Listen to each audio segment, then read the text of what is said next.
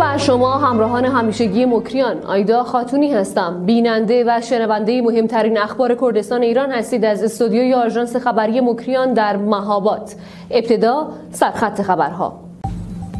محکومیت فؤاد فتحی فعال کارگری به حبس، خودکشی یک نوجوان 15 ساله در شهرستان بانه، مصدومیت 470 نفر بر اثر حوادث ناشی از کار در استان کرمانشاه و مهاجرت 115 نفر از یک روستا در ایلام به استرالیا. روز شنبه 11 آذر ماه فؤاد فتحی فعال کارگری اهل سنندج و ساکن در تهران توسط شعبه 26 دادگاه انقلاب تهران به 4 سال حبس تعزیری و مجازات تکمیلی محکوم شد. دادگاه این فعال کارگری را به عضویت در یکی از احزاب مخالف، اقدام علیه امنیت کشور و تبلیغ علیه نظام متهم و بر اساس حکم صادره وی به 4 سال حبس تعزیری، ممنوعیت خروج از کشور به مدت 2 سال، منع عضویت در گروه‌ها و تشکلات سیاسی و اجتماعی به مدت 2 سال و عدم سکونت در تهران و حومه آن به مدت 2 سال محکوم شده است. روز شنبه 13 آبان ماه آقای فتحی بازداشت و به زندان اوین منتقل و توسط بازپرس شعبه 7 دادسرای اوین تفهیم اتهام شد. روز یکشنبه 26 آذر ماه یک نوجوان به نام دیاکو علی نژاد 15 ساله اهل شهرستان بانه از طریق حلق‌آویز کردن خود به زندگیش پایان داد. لازم به ذکر است تا لحظه تنظیم خبر از دلایل خودکشی نامبرده اطلاعی در دسترس نیست. مدیر کل پزشکی قانونی استان کرمانشاه گفت مصدومان ناشی از حوادث کار در 8 ماهه امسال در استان کرمانشاه به 470 نفر رسیده است که نسبت به مدت مشابه سال گذشته افزایش یافته است. به گزارش مکریان و به نقل از منابع رسمی، سلیم خانی اظهار داشت در 8 ماهه امسال 27 نفر که همگی مرد هستند بر اثر حوادث ناشی از کار جان خود را از دست داده و در مراکز پزشکی قانونی استان کرمانشاه مورد معاینه قرار گرفتند.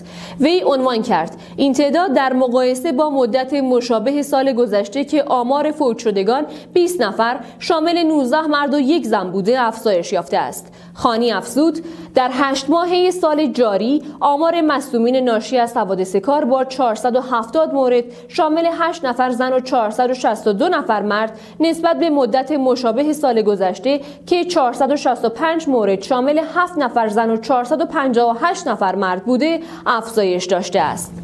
وی افزود 3 نفر از قربانیان حوادث کار به دلیل اصابت جسم سخت و 22 نفر بر اثر سقوط از بلندی، 1 نفر بر اثر سوختگی و 1 نفر هم بر اثر انفجار مین جان خود را از دست دادند.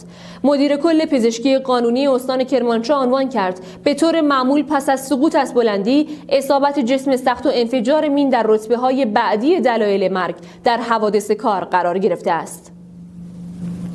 عضو هیئت علمی گروه جمعیت شناسی دانشگاه تهران گفت ایران بالاترین رتبه را در هدر رفت سرمایه انسانی دارد. این در حالی است که به لحاظ سرمایه انسانی در رتبه 12 جهانی قرار دارد.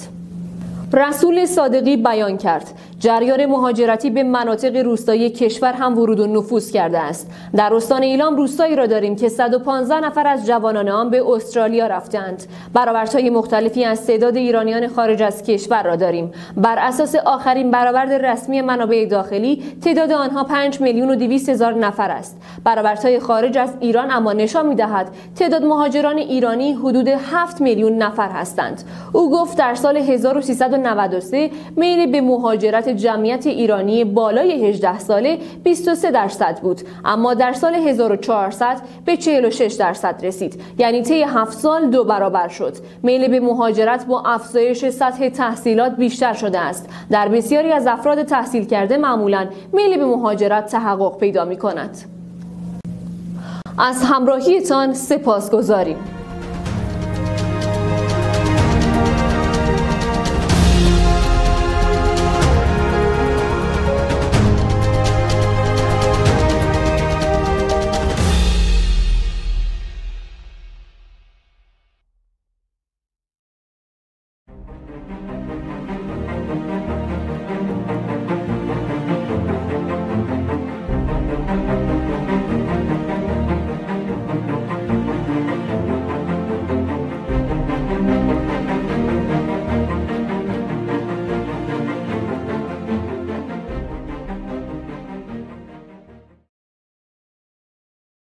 حمید آصفی، روزنامه‌نگار و کارشناس مسائل سیاسی از تهران، به این گفتگو خوش اومدید. سلام دارم خدمت شما و مخاطبین محترمتون و ممنون از دعوت مجدد. آقای آصفی، مقادیر فساد مرتب داره بالا میره و در ماجرای چای دبش رکورد زده. دلایل این فساد رو به افزایش و گسترش یا چه چیزهایی میبینید؟ خب ببینید آقایون که اصطلاح واژه فساد سیستماتیک رو قبول ندارن، میگن پس فساد موردی است، افتضاحی است، بزنگاهی است، در حالی که نه. وقتی ما میگیم فساد سیستماتیک، این یک به هر حال رفرنس جهانی هم داره دیگه توی ادبیات اقتصاد سیاسی. شما اگر دوستان مراجعه کنن، عزیزان مراجعه کنن به دارالمعارف بریتانیکا یا فرهنگ آکسفورد، میگه که اگر بدنی سازمان و ادارات دولتی یه حکومت بر اساس یک الگوی تکراری و مشخص فساد توش رخ بده، اونو میگم فساد سیستماتیک. خب این حالا چیزش لزوما هم این نیست که این فساد الزاما مال افراد فاسده، نه، مجموعه مقررات، مجموعه سازمان هایی که به هر حال این اتفاق توشون میفته، مقرراتشون و اون قواعدشون، قانونهاشون به گونه‌ایه که اصلا باید توش فساد رخ بده. مشکل برمیگرده به اون به اصطلاح ساختار، خود ساختار چیز نهفته است. یعنی ببینید بحث اینه، در همین فرهنگ آکسفورد مطرح میشه که یعنی این سیستماشون به یک نحوی میگه طراحی میشه، مقرراتشون طراحی میشه که قوانینشون، مقرراتشون که الان ادعا دارن میخوان با فساد مبارزه بکنن، ولی باز میبینی تکرار میشه و بعدم تکرار میشه، بازم تکرار میشه و این انگار یک در حال چیزی است که سر سازگاری نداره با غیر فساد و سلامت. خب این مسئله، این ویژگی الان فساد سیستماتیک که در ساختار حکمرانی جمهوری اسلامی هست. موضوع دیگه‌ای که شاید بشه حالا از لحاظ جامعه شناسی بیشتر بهش نگاه کرد در رابطه با نظام‌های حکمرانی که وجود داره، بازم سه مشخصه رو من میتونم به نظام حکمرانی جمهوری اسلامی بدم. اون بخش رانتیره، یعنی اون اولین ویژگیش ویژگی رانته و این رانت رو حالا طبعا توی خانواده های سیاسی و توی اولیگارشی های حاکم در ایران این رانت وجود داره و بین خودشون هم به هر حال حالا در اون جایی که رقابت هست رقابت و در جایی هم که رفاقت هست خب رفاقت با هم میل میکنن. پس این وضعیت رانتی اینم باز ریشه هم در مقررات داره، هم در قوانین داره و هم در به هر حال خانواده های سیاسی که خودشون واضع قانونن، خودشون واضع ارز ترجیحی هن، خودشون میدونن چی باید وارد کنن چی باید وارد نکنن، پست های اجرایی رو فیما بین هم دیگه توزیع میکنن، پست هایی که اونجا به هر حال بودجه خوابیده، پول خوابیده. خب این یکی از ویژگی‌هایی که به نظر من در ساختار حکمرانی جمهوری اسلامی هست. خب اینا همه مسئله دوم شاید اون رفاقت سالاری باشه، باز از جامعه شناسی سیاسی میگن کرونیستی، کرونیزم، رفاقت سالاری، با هم میل بکنیم، هر کس جایی هم اگر اشتباهی شد و لو رفت و اتفاقی افتاد، به هر حال باید با کمترین هزینه و افراد دوم سوم درجه رو به اصطلاح ما حسب بکنیم. به هر حال اونجا هم یک تقسیمی چیز میشه. خب جمع این دوتا میشه چی؟ جمع این دوتا باز در جامعه شناسی سیاسی بهش میگن نظام‌های کورپوتوکراتیک.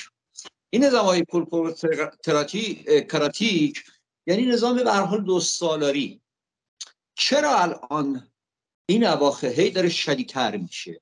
اون نبودن افق و چشمانداز پایداری که نیست در این کشور، هر مسئولی میبینی میاد، حالا منظور از مسئول اصلا مسئولی که میخواد فساد بکنه، دیگه سعی نمیکنه که حتی با هم مقررات موجود و هم به یک شکلی نگاه هر حال چیز کنه، حفظ کنه، میذارن فقط یک حالت باربندی. الان دیگه من دیگه شاید فرصتی نداشته باشم اینجا هستم، پس بنابراین باید دست به غارت بزنم، دست به دزدی بزنم.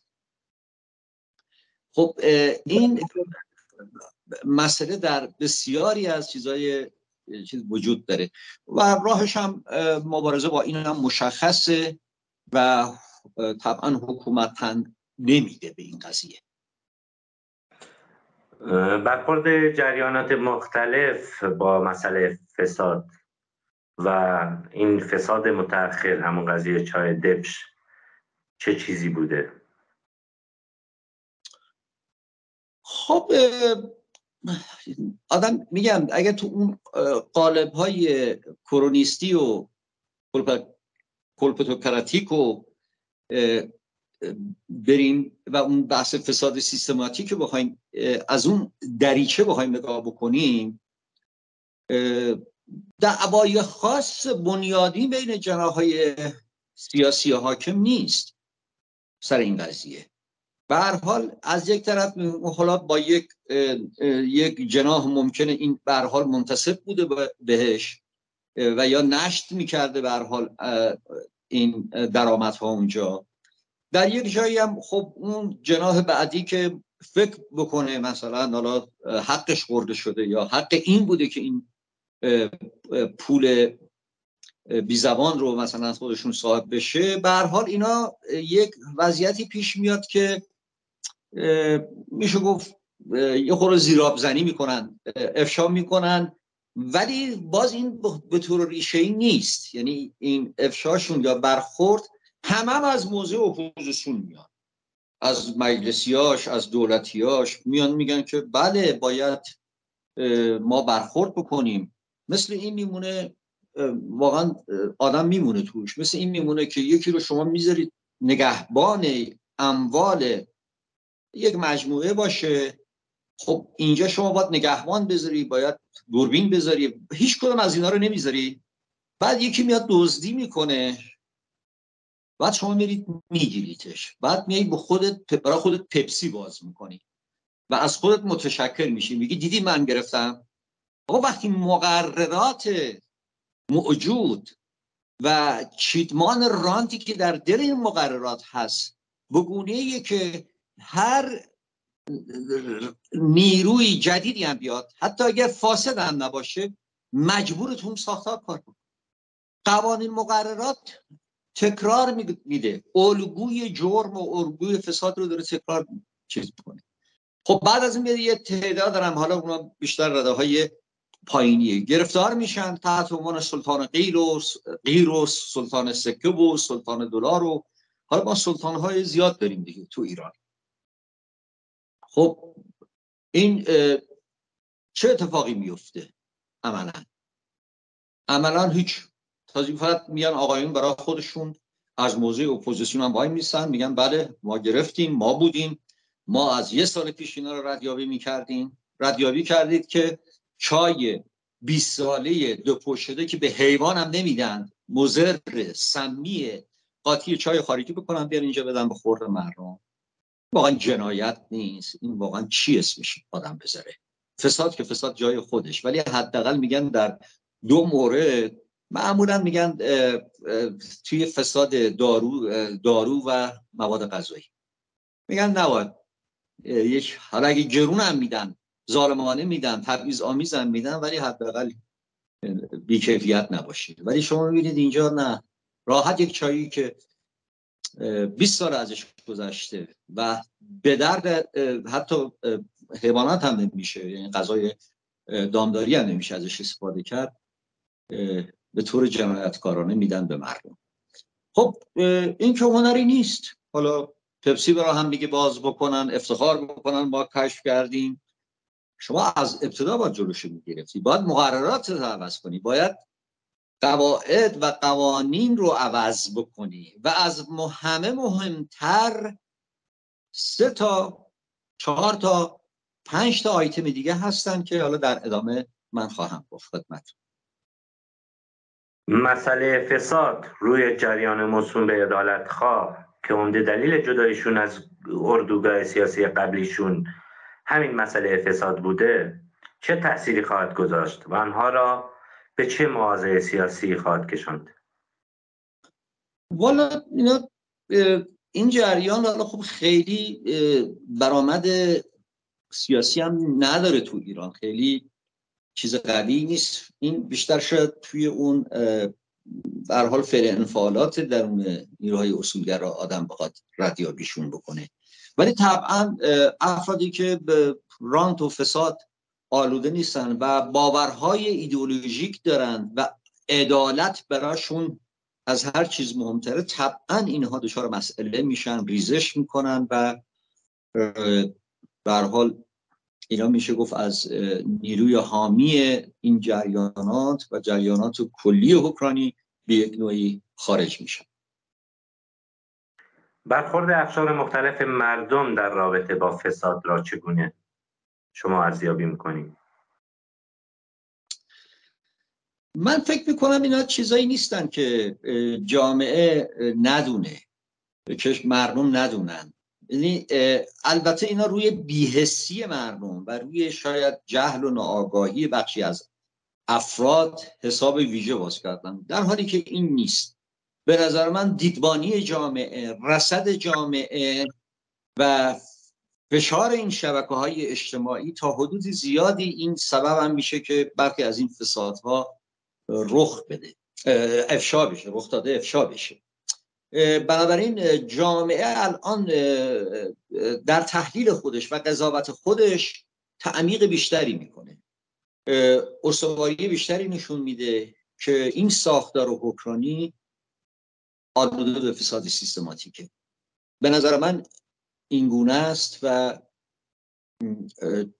خب الان هم میبینید شما در ادامه، به خاطر اینکه آبی روی اون آتش جامعه بریزن یا اون پرسش های جامعه بریزن، فوراً هم میان میگن خب بله ما انداختیم زندان یا اعدام کردیم، که این هم باز حالا اون بخشی که ابتدا گفتم، ولی این بخشش هم باز عملاً چیزی گیر مردم نمیاد.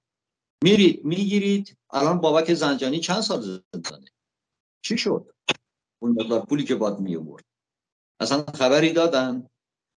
یا یعنی میذارن این دزده بره کار خودشو بکنه، میگیرن، بعد میان افتخار میکنن، پپسی هم برای خودشون باز میکنن، تقاضای تشکرم از مردم دارن، از این برم هیچ دردی رو دوان نمیکنن. الان این پول 3 میلیارد و 500 میلیون دلار کجا رفت؟ تمام شد، چیزی دیگه وجود نداره به عنوان ارز که ما بگیم حالا بیاد توی خزانه کشور. این جامعه به نظر من خوب میفهمه و به هر حال در سر رسید مطالبات خودش به نظر من قرار میده جامعه. یعنی به نظر شما جامعه با همه طیف‌ها و بخش‌های گوناگونش، از روشنفکر بگیر تا اصناف گوناگون، همه یک موضع مشخص دارن در رابطه با مسئله فساد سیستماتیک این ساختار؟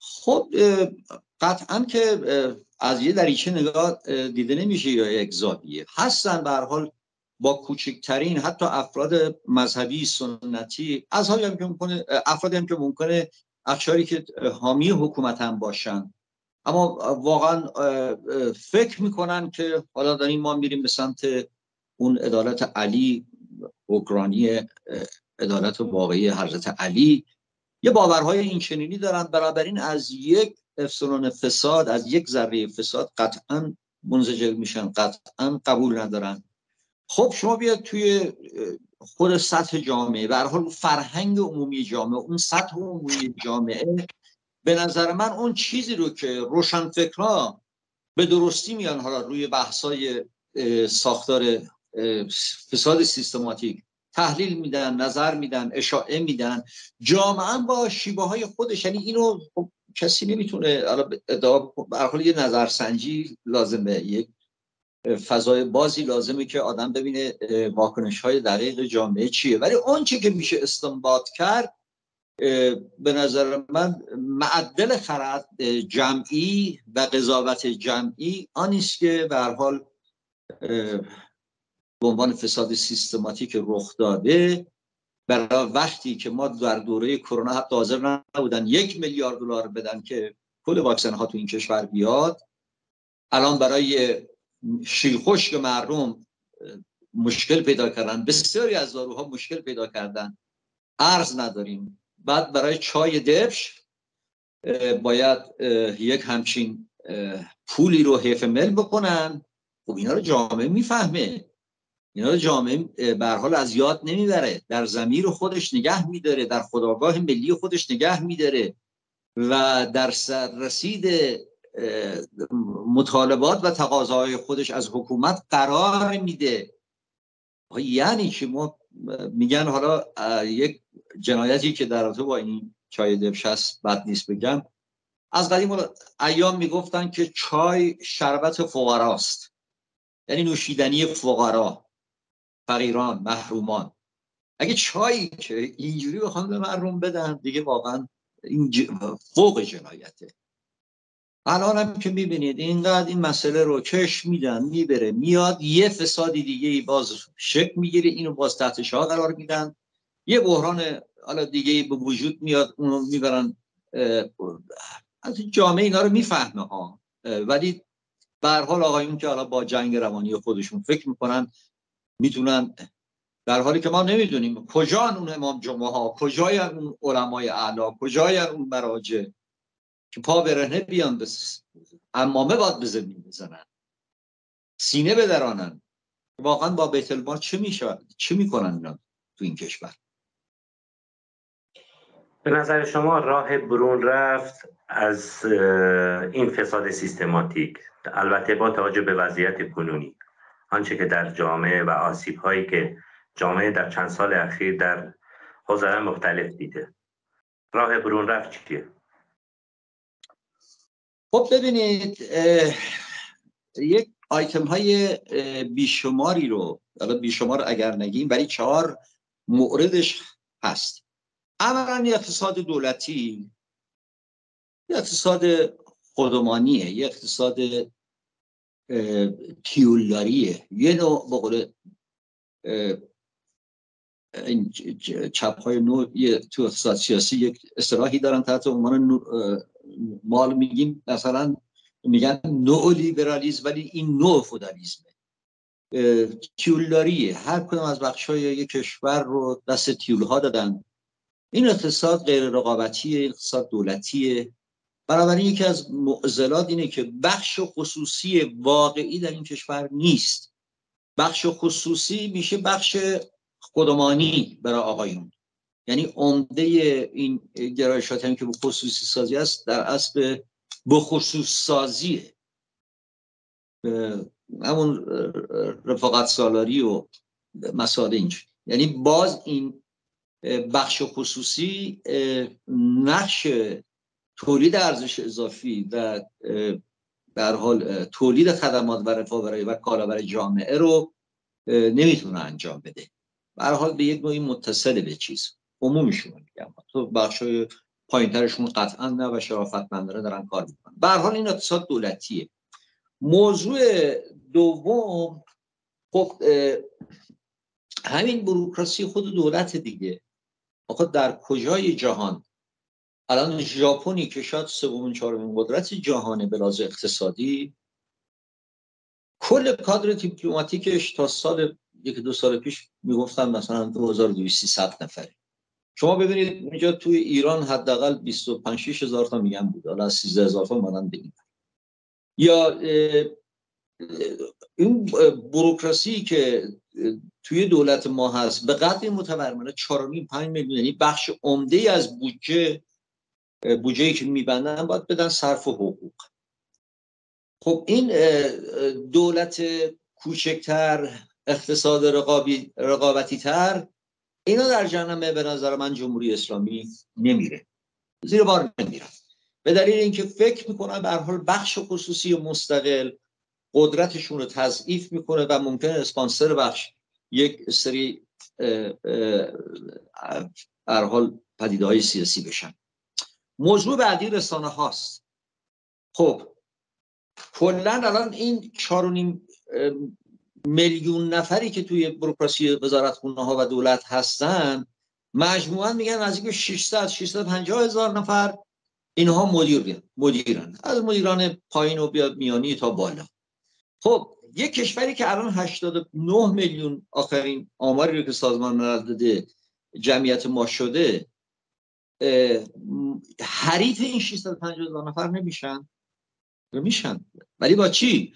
با لشکری از رسانه، با لشکری از آزادی ها، رسانه ها، روزنامه ها، سایت ها، و اینکه برای کشف فساد، برای ربودن بیت المال، اینها تحت تعقیب قرار نگیرن بلکه تشویق هم بشن. و اساساً یک یعنی به جز این اگر باشه، یعنی اگر این رکن 4 دموکراسی نباشه، شعار مبارزه با فساد کشکه. و موضوع 4 بحث قوه قضاییه مستقله که این رو من نمیبینم.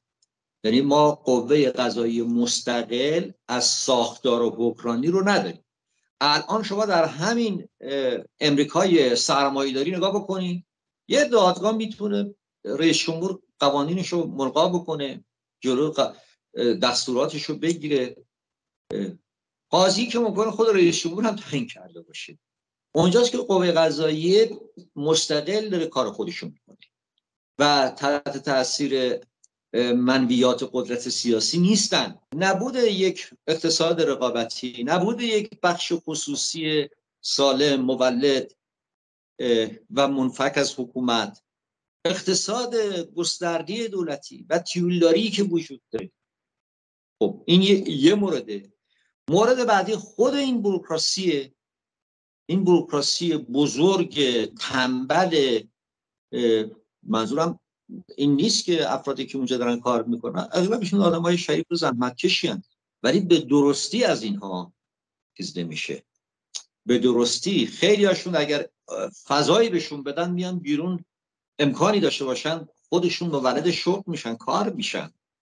مثلا جمهوری اسلامی به هر حال سیستم بوروکراسیش به گونه‌ایه که حتی افراد بسیار چیزو به یک نوعی میگه بیاد شما حقوق بگیر من بشید. خب پس مورد دیگر میمونه اون بحث رسانه هاست، بحث قوه قضاییه مستقل.